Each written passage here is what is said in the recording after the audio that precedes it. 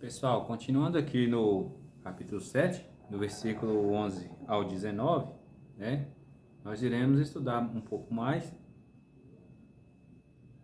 E vocês podem observar que nem sempre eu leio todos os versículos, né? É justamente por causa do curto prazo, né? Eu procuro gravar vídeos de 30 minutos a menos, né? Pode ser que aconteça um pouco mais, mas eu prefiro gravar eles menores, né?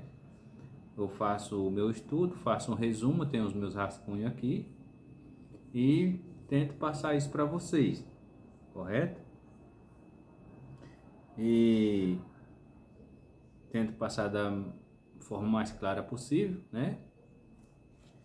E espero que vocês entendam alguma coisa, não é verdade? O interesse é que vocês entendam alguma coisa.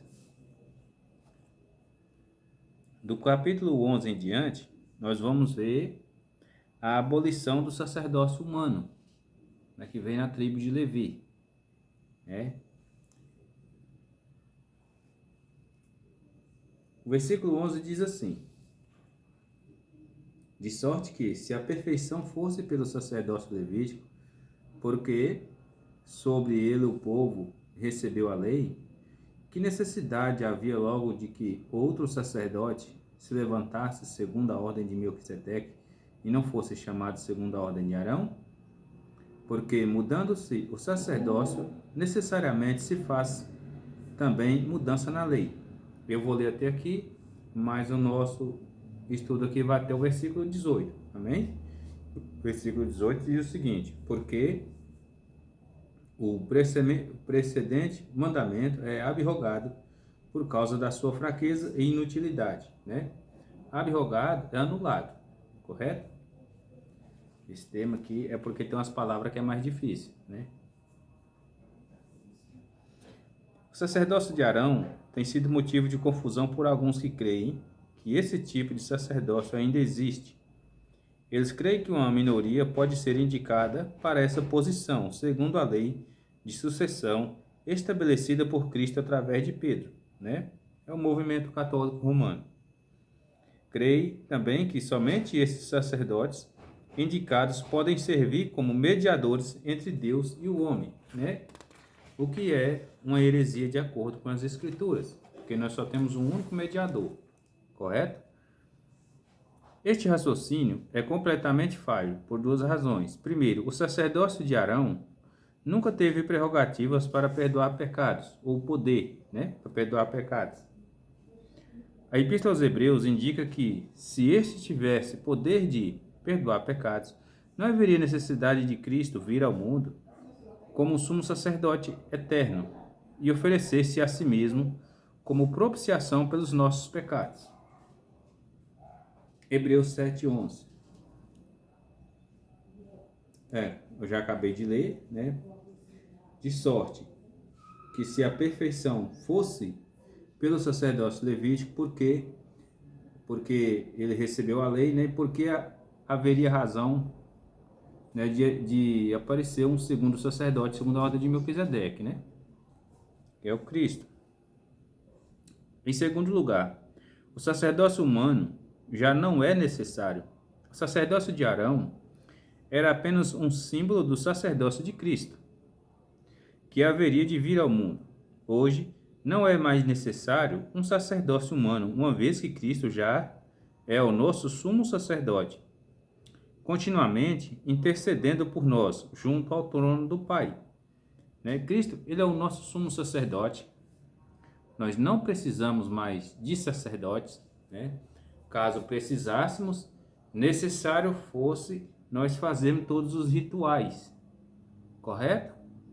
O problema é que as pessoas, geralmente, elas fazem o seguinte: as mais variadas religiões que existem por aí, elas pegam o Antigo Testamento, tira dali o que elas querem, né? Elas fazem um resumo ali do que elas querem. Fala, não, isso aqui nós vamos cumprir, nós vamos fazer, isso aqui nós não vamos fazer.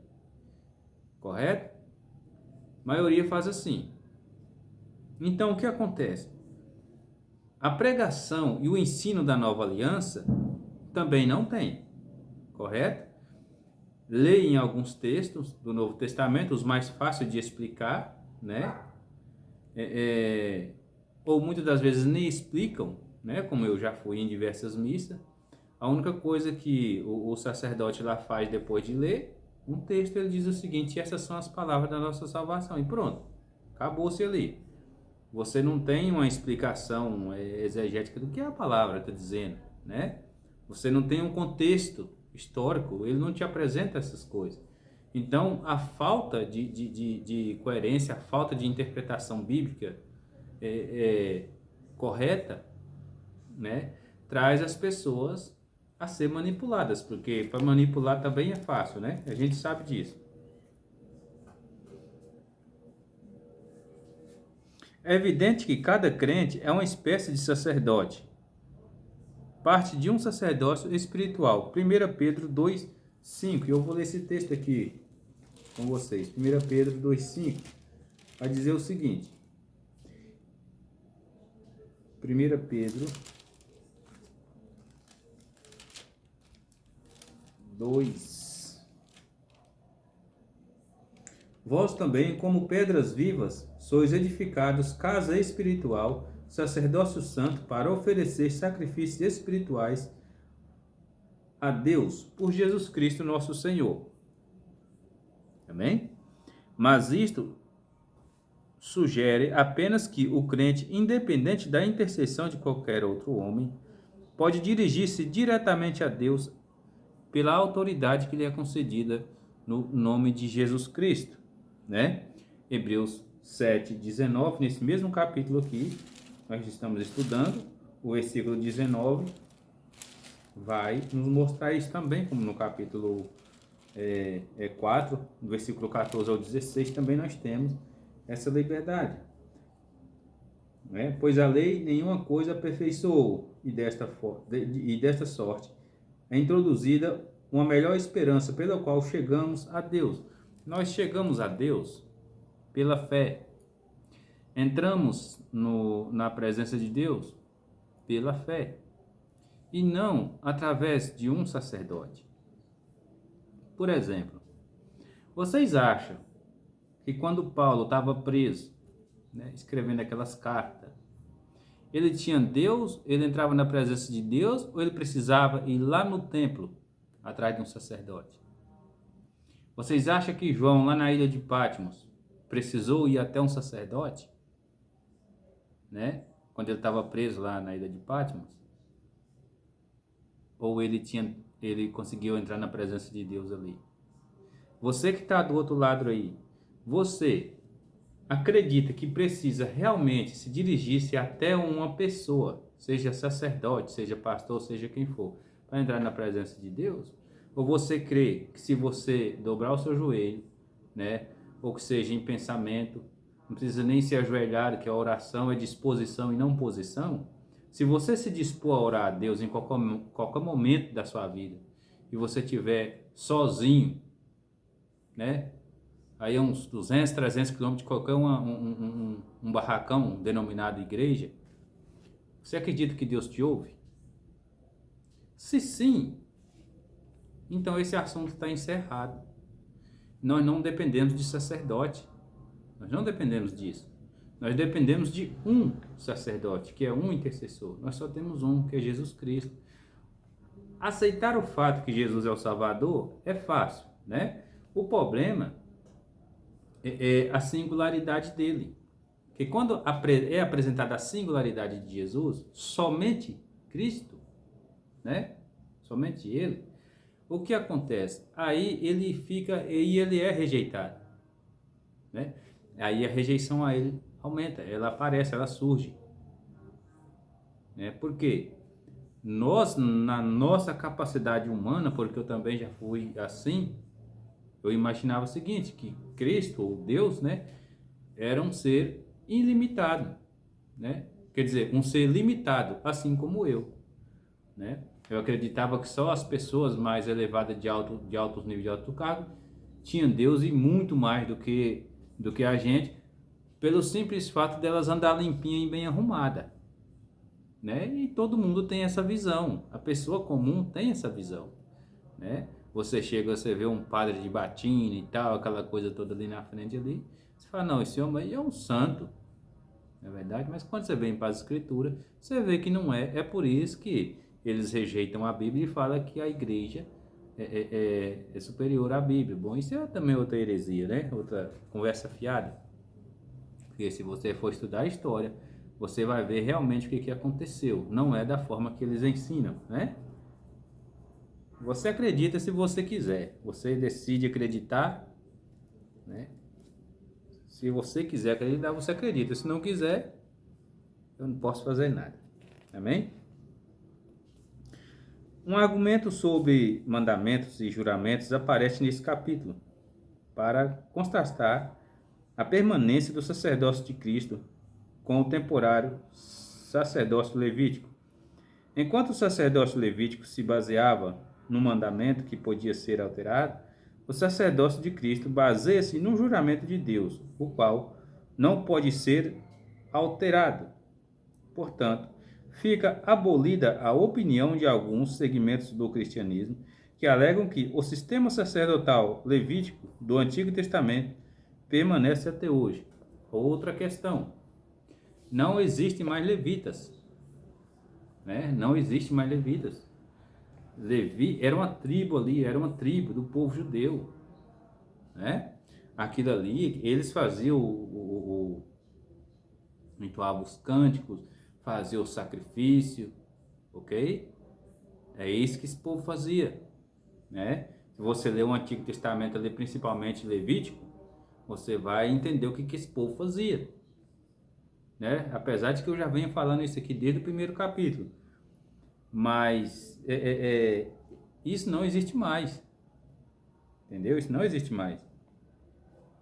Em Hebreus, aqui nesse capítulo, no versículo 23 e 28, enfatiza o papel, né, exercido por Jesus Cristo como único mediador da nossa salvação. Outra vez, o autor explica que nenhum sacerdote humano pode ser o mediador da nossa salvação. Cristo tornou-se o sumo sacerdote imaculado, oferecendo-se na cruz do Calvário o próprio corpo em sacrifício pelos nossos pecados por toda a eternidade. Vamos ler aqui.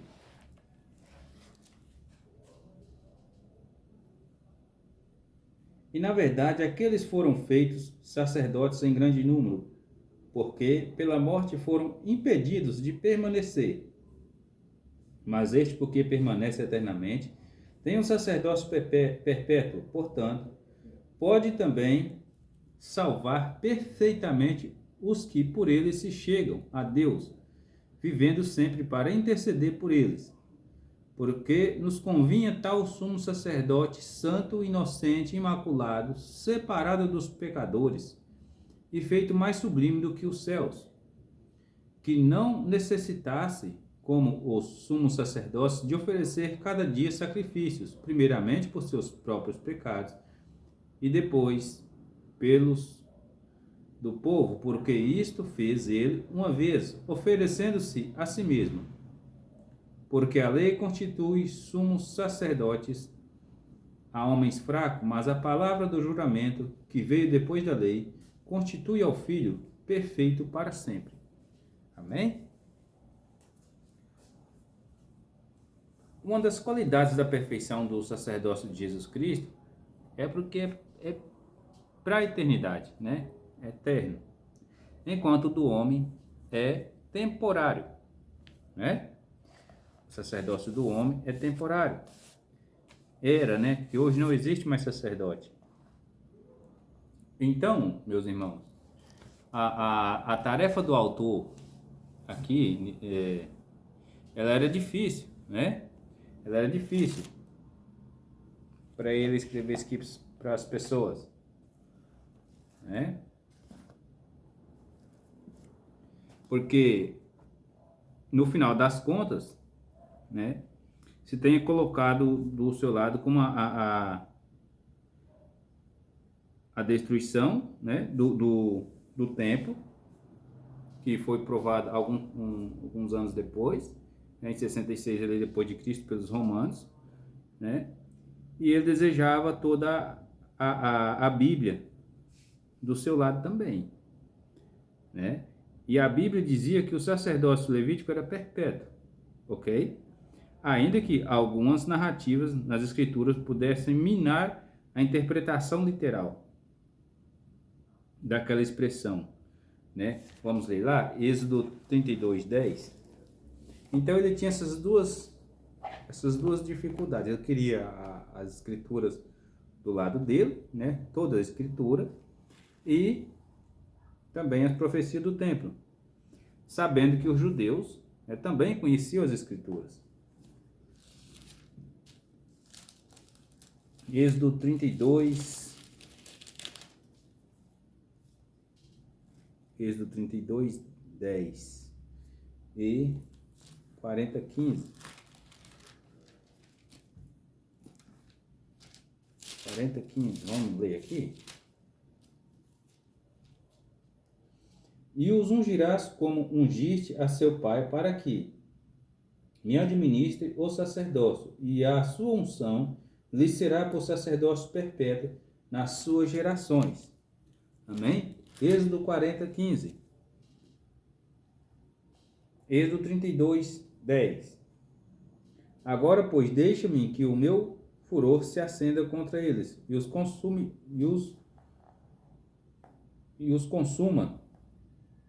e eu farei de ti uma grande nação. Amém? O antigo sacerdócio, apesar de que pudesse ser interpretado, né, também alegoricamente. Aqui, essa interpretação desse sacerdócio perpétuo, né, o problema é só mesmo uma questão de interpretação. Porque se você interpretar ele literal, você vai entender que ele não foi cumprido em Cristo, correto? Mas se você interpretar ele como um texto alegórico, né, você vai entender que ele foi cumprido em Cristo, correto? Então é por isso que eu disse que as pessoas pegam os textos da maneira que elas querem para servir de bases, né, das suas doutrinas, das suas mais variadas doutrinas. Porém, quando chega na nova aliança, elas são desfeitas. Elas são desfeitas, por quê? Porque se cumpriu em Cristo, né? Se, apesar de esse sacerdócio aqui, a destruição do templo, né? E a vinda do Messias, o juramento de Deus ter se cumprido tudo em Cristo, né? Então tudo indica que esse texto aqui não pode ser interpretado literalmente, correto? Porque hoje nós não necessitamos mais de sacrifício para chegar a Deus. Nós vamos lendo aqui mais adiante e vocês vão ver uma coisa interessante, que o único sacrifício que Deus deseja do homem hoje é a adoração, né? Se você consegue adorar a Deus, esse é o sacrifício, né? Sacrifício de louvor, né?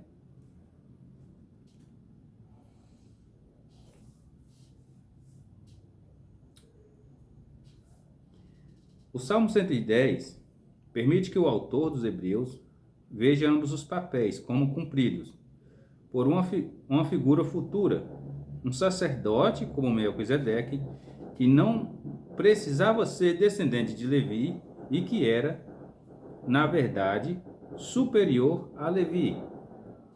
Amém? Isso aqui eu não vou ler para vocês, mas o contexto está aqui, ó. Hebreus 7, do versículo 4 ao 10. Correto? Vocês podem anotar aí desses 4 versículos, você vai entender essa mensagem que eu acabei de falar, né?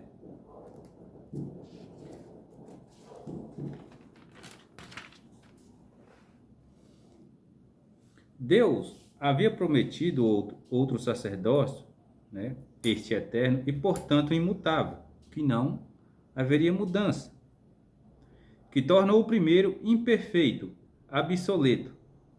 O termo traduzido por anulado no versículo 18, né, era usado até mesmo em documentos comerciais para anulação legal.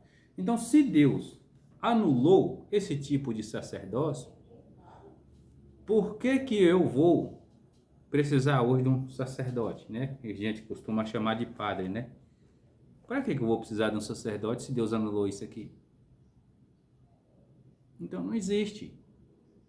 Não existe.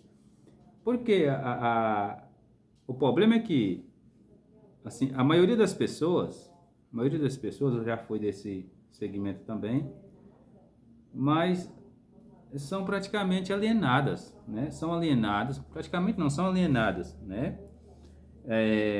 Usam de diversos argumentos que são bem formados, são bem estruturados, né?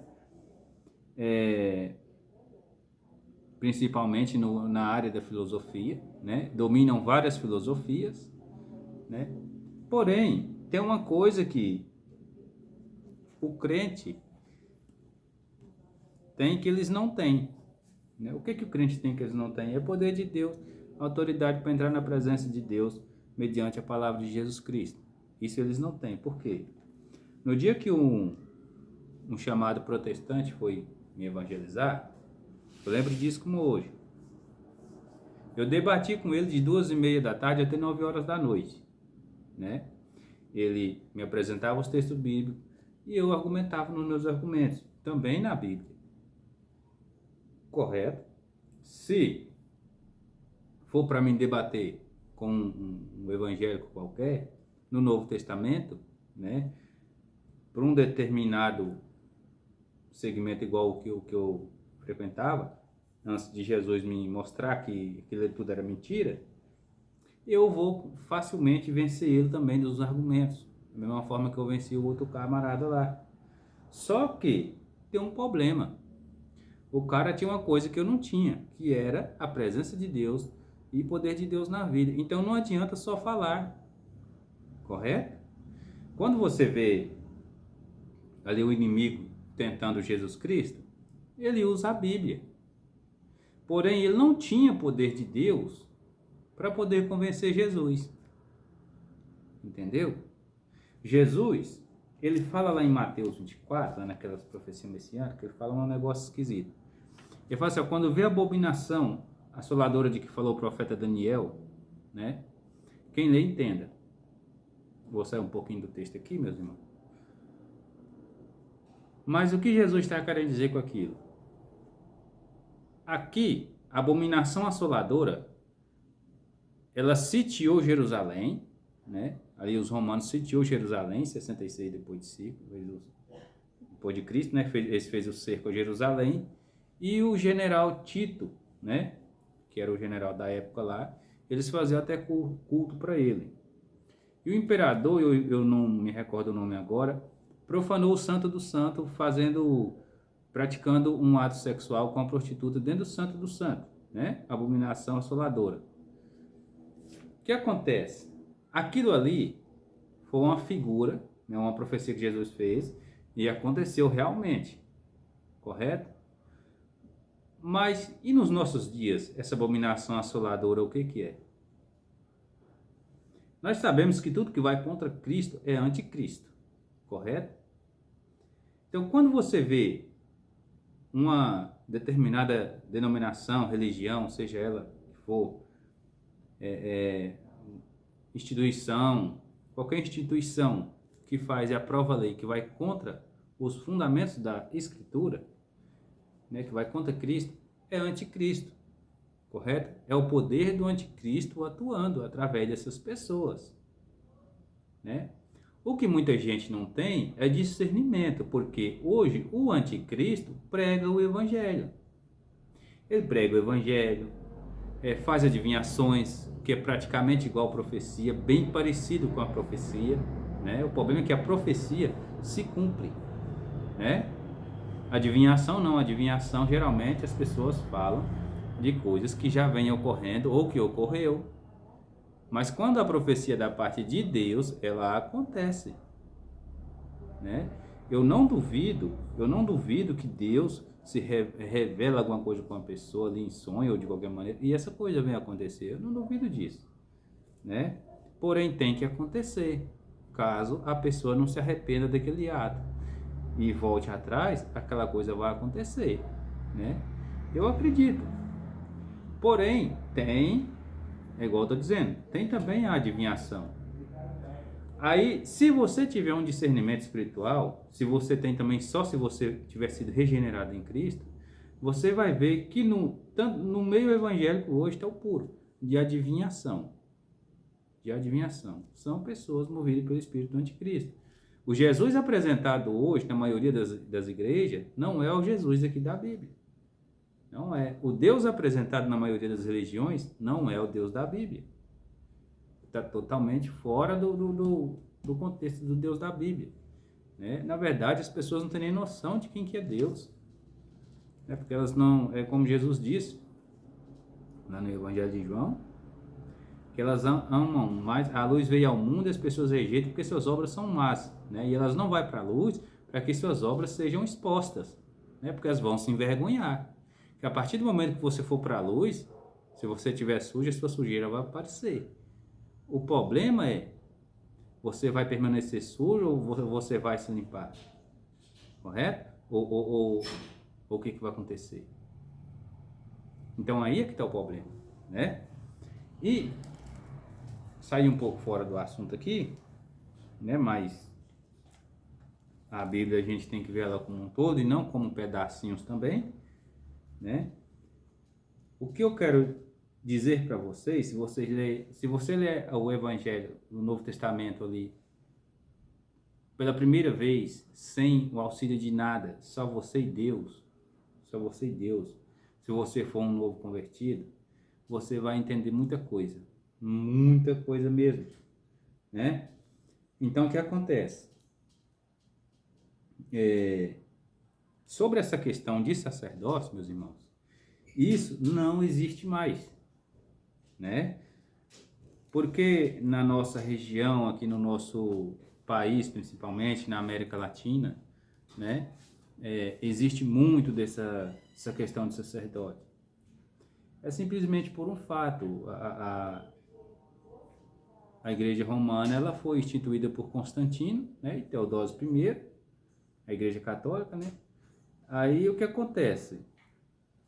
Roma, ali na Itália, ali, os europeus, aquele povo ali, eles colonizaram muitas regiões, inclusive no Brasil. Então, por isso que não é difícil você ver, os melhores lugares sempre são das igrejas, né? Eles inventaram até terra de santa, que tem para tudo quanto é lado aqui, né? Todo lugar que você chega tem uma santa que tem um pedaço de terra, mas você não vê ela cultivando, né? Você não vê ela trabalhando, ela fica lá quietinha lá. Ninguém vai limpar ela, tirar a poeira dela, ela não sai nem do lugar. Então, isso são coisas que vai contra, né, a verdadeira Igreja de Deus, o verdadeiro cristianismo, né? O cristão é salvo em Cristo, regenerado pela palavra de Deus. Eu falo isso de mim, que aconteceu comigo, né? Eu dou testemunho do que aconteceu comigo e não dos outros. É porque eu não sei quanto que a pessoa se entregou para Deus, mas a gente entende, quando a gente chega nesse meio evangélico, a gente entende uma coisa, que assim como funcionava os ensinos nas casas e nas sinagogas, porque eles não tinham como pregar em templos, né? Nos templos era rejeitado. Hoje, aquilo ali foi ministério que Deus deu para aquele povo, sair plantando. Hoje, as igrejas, né, não todas, eu falo as que pregam o evangelho do arrependimento, as que pregam o evangelho da cruz. As igrejas que pregam hoje o evangelho da cruz, né, de arrependimento, santificação, de salvação, né, queda e redenção, essas igrejas são ministérios que Deus coloca na mão do homem, né, e confia na mão do homem, correto? Então, quando Deus confia esse ministério na mão do homem, é como o Gamaliel diz, né, lá em Atos, se a obra for de Deus, vai para frente. Se não for, o problema é quando a pessoa começa a envolver com o mundo, né, e ela não tem discernimento do que ela está fazendo, e o inimigo toma conta do ambiente. Aí ali no púlpito ela tem 2 altares, um altar para Baal, né, o anticristo, uma figura do anticristo, e um altar para Cristo. E geralmente o de Baal é mais aplaudido, né, é mais cheio, né. Uma coisa que me assusta quando eu leio ali o Novo Testamento, se você pegar ali os 4 evangelhos até você chegar em Atos, você vai ver uma coisa extraordinária.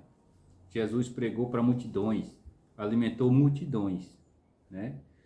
Mas no final, depois dele morto, que subiu ao céu, que o Espírito Santo desceu, a igreja de Jesus tinha 120 pessoas.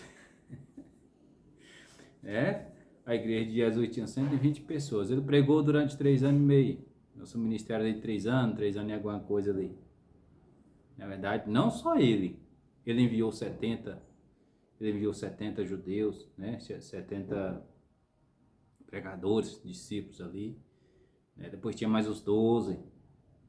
O problema é, no final das contas, tinha 120 pessoas. Né? O maior ministério, o maior pregador do mundo, só tinha 120 pessoas. Então não vá se enganando achando que porque tem igreja para todo quanto é lado e porque ela enche de gente e faz aquele mundo velho de festa, é porque é povo de Deus. Não é. Não é. Povo de Deus, isso é bem pouco. Bem pouco. Eu tenho visto isso, presenciado isso, né? Tenho passado por alguns momentos aí espinhosos, algumas pessoas que se dizem cristãos, se dizem crentes, né? E não são, né? A gente conhece a árvore pelo fruto e não são, essas pessoas não são, né? A julgar pela palavra de Deus, eu não julgo por aparência, julgo pela palavra de Deus e afirmo que essas pessoas não são, né, cristãos verdadeiros, amém? Então, meus irmãos, que fique bem claro aqui, depois eu vou estar fazendo a continuação aqui, né, do versículo 19 ao 28,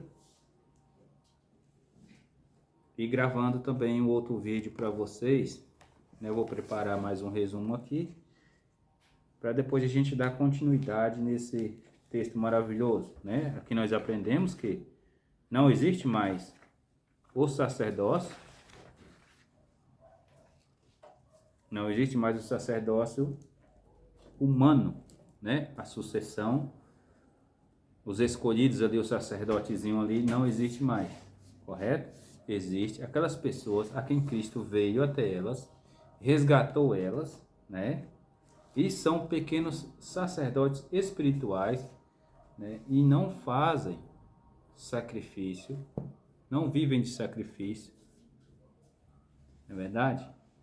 E a gente ora sim pelos outros, intercede pelos outros, mas nós sabemos, nós entramos na presença de Deus, mas nós sabemos, né, que não ocupamos um cargo de sucessão apostólica, não é verdade?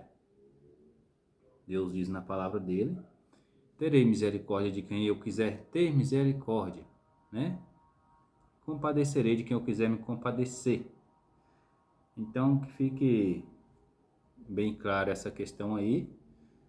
O sacerdote não perdoa pecados, né? O único que tem poder de perdoar pecados, como eu li aqui agora há pouco, é o nosso Senhor Jesus Cristo.